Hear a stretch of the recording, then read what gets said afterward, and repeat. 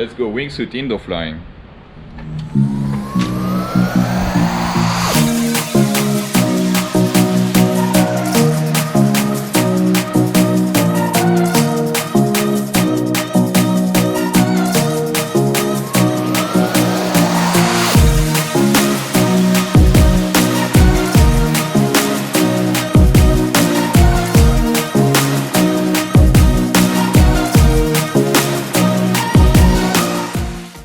The first thing that was weird to me is actually the setup of the tunnel itself. The angle is way steeper than you could think of or that you could imagine watching videos. It's actually 30 degrees. It feels like you're on top of a mountain and very steep slope is in front of you. Not something you want to fly into. When you come here for the first time, the goal is to be able to fly by yourself in a tunnel. For that, you first start with a harness, and the harness is connected to ropes. This allows you to safely learn the basics of flying in the tunnel.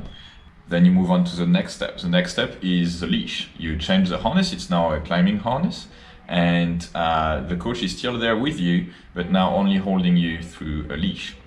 You stay in the leash for about 30 minutes and you get to learn some very specific moves for the tunnel. The first one is actually walking. Walking can be tricky when the wind is up and especially when you're wearing a wingsuit. The second one is actually the safety movement. The safety movement will allow you to resume a safe position if your flying starts to get out of hand. After that, you also do the takeoff and landing. When you start or when you come back to a neutral position, you have to go back in the wind, and that's the takeoff.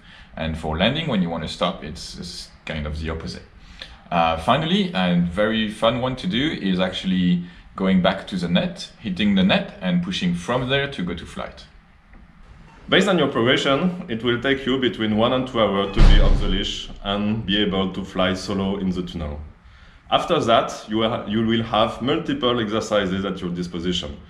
A fun one is to use the interrupters on the side of the walls to turn on and off the different lights. After a few flights, you will be able to fly together with a coach in the tunnel. You will have to be on each side of it to work on your precision. Then you have a few acrobatic moves that you will train on, like flying on your back, making transitions from your belly to your back, doing up and overs when you go above and under the other person.